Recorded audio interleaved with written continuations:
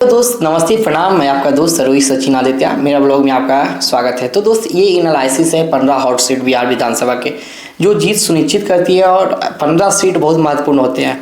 तो चलिए एक एक करके हम आपको पूरे ब्लॉग को हम दिखाते हैं और समझाते हैं कि कौन से कैंडिडेट कहाँ से जीत रहा है। और सबसे बड़ी बात है कि इस बार ये 15 हॉट सीट किनके पक्ष में जा रहा है। तो बस इसके पूरे वीडियो को देखने के लिए चैनल को सब्सक्राइब कीजिए, पेज को फॉलो कीजिए और वीडियो को शेयर करना, कमेंट करना। पूरे विधानसभा सीट में अगर कोई हॉट सीट है तो वो आता है बिहार का मोकामा। जी हाँ, पूरे भारत में ये मोकामा सीट वायरल हुआ और क्यों हुआ वो आपको ही पता है। तो अगर इस सीट का बात किया जाए दोस्तों, हम आपको बताते हैं कि इससे अनंत सिंह चुनाव लड़ रहे हैं, जेडीयू प्रत्याशी। वहीं आरजेडी से जो चुनाव लड़ रहे हैं वो मीना देवी लड़ रहे हैं। तो उन दोनों के बीच में मुकाबला कांटे की टक्कर की है। तो दोस्त अगर दोनों जगह वो चुनाव हो चुका है, दोनों फेज का बिहार विधानसभा का, अब इन दोनों का रिजल्ट आता है तो इन दोनों में किसकी सरकार बनती है। ऐसा वहाँ का पब्लिक का मानना है कि वहाँ से अनंत सिंह निकल रहे हैं, लेकिन कुछ लोगों का ये भी मानना है कि वहाँ पे जनसुराज का प्रत्याशी पीयूष प्रियदर्शी का भी प्रदर्शन अच्छा रहा। अब वोटर्स ने जो वोट देकर आए वो साइलेंट है। तो आप बताइए कि वहाँ सरकार किसकी आ रही है। अगर बिहार का दूसरा सीट आता है हॉट सीट का, वो है महुआ सीट। जी हाँ, वहाँ से पहले तेज प्रताप यादव ही थे, लेकिन इस बार का जो मुकाबला हुआ वो बड़ा ही गजब का देखने को मिला। जहाँ तेज प्रताप यादव वो अपने पार्टी बनाने के बाद जेजेडी जनता शक्ति दल से वो अपना चुनाव लड़ रहे, वहीं आरजेडी के टिकट पे लड़ रहे डॉक्टर राकेश रोशन, जो कि उन दोनों का मुकाबला भी कांटे की टक्कर है। वहाँ की जनता का कहना है कि इस बार वहाँ से तेजू भैया निकल रहे हैं, लेकिन आरजेडी के समर्थक का भी कहना है कि वहाँ से पलड़ा भारी लग रहा है तो डॉक्टर मुकेश रोशन का। तो जनता पूरे वोटिंग करने के दौरान साइलेंट है। अब आपकी क्या राय है कि वहाँ से कौन जीत रहा है। अगर बिहार विधानसभा सीट से एक और हॉट सीट का नाम आता है तब वो आता है राघोपुर। जी हाँ, ये भी चर्चित रहा विधानसभा क्षेत्र में, क्योंकि यहाँ से हमारे माननीय पूर्व उप मुख्यमंत्री तेजस्वी यादव जी यहाँ से चुनाव लड़ रहे हैं आरजेडी के टिकट पे। और अगर उनके विरुद्ध में कोई लड़ रहा है तो वो है बीजेपी से सतीश यादव। यहाँ भी मुकाबला कांटे की टक्कर की है। तो दोनों ये जो जगह है वहाँ से जीत तय करना थोड़ा सा दिक्कत परेशानी है, क्योंकि यहाँ से तेजस्वी यादव का पलड़ा भारी लग रहा है।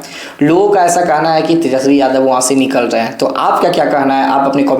वहीं अगर नालंदा जिला के 7 सीट में एक सीट विधानसभा का बात करें तो वो आते हैं नालंदा से छोटे मुखिया चुनाव लड़ रहे हैं। और यहाँ इस बार पलड़ा भारी लग रहा है छोटे मुखिया का, क्योंकि छोटे मुखिया इस बार कांग्रेस के साथ कांग्रेस के टिकट पे वो चुनाव लड़ रहे हैं। और वहीं उनके जो विरोध में है वो जेडीयू के ग्रामीण मंत्री श्रवण कुमार लड़ रहे हैं। इन दोनों का बीच में ये मुकाबला कांटे की टक्कर की थी, लेकिन छोटे मुखिया का पलड़ा इसमें थोड़ा सा ज़्यादा भारी लग रहा है, क्योंकि वहाँ का लोगों का कहना है। और वहाँ जाके हम रिपोर्टिंग भी किए थे कि छोटे मुखिया इस बार छोटे मुखिया सरकार।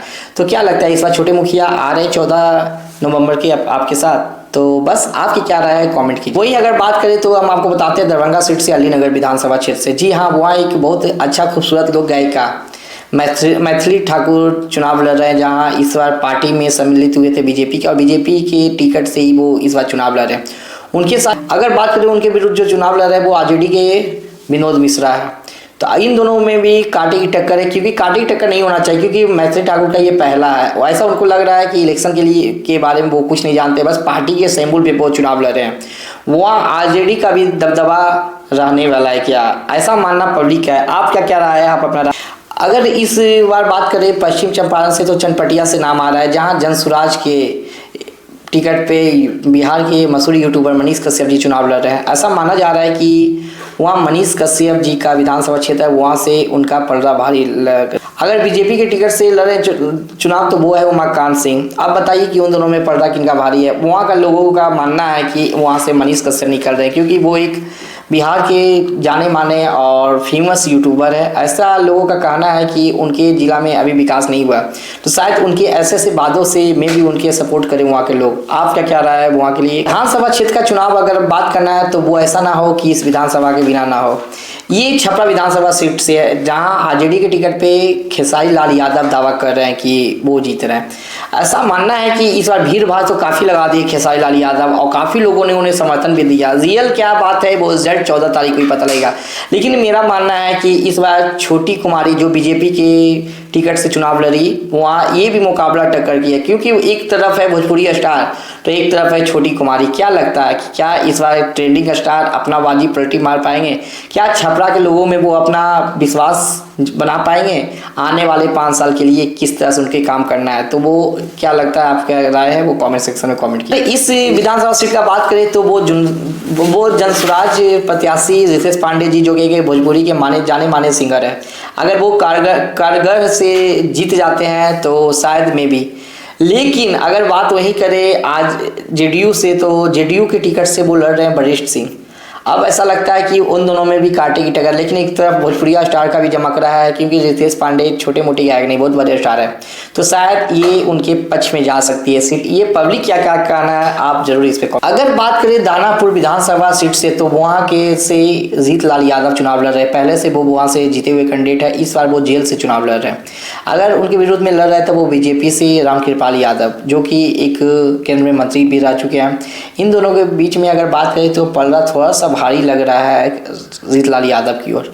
लेकिन वोटर्स का ऐसा मानना है कि इस बार वोटिंग परसेंटेज बढ़ा है, जिसके लेके ऐसा मानना है कि शायद वहाँ से रामकृपाल यादव इस बार निकल जाए। अगर तारापुर विधानसभा क्षेत्र से बात करें तो वहाँ से डिप्टी सीएम सम्राट चौधरी जी चुनाव लड़ रहे हैं बीजेपी के टिकट पे।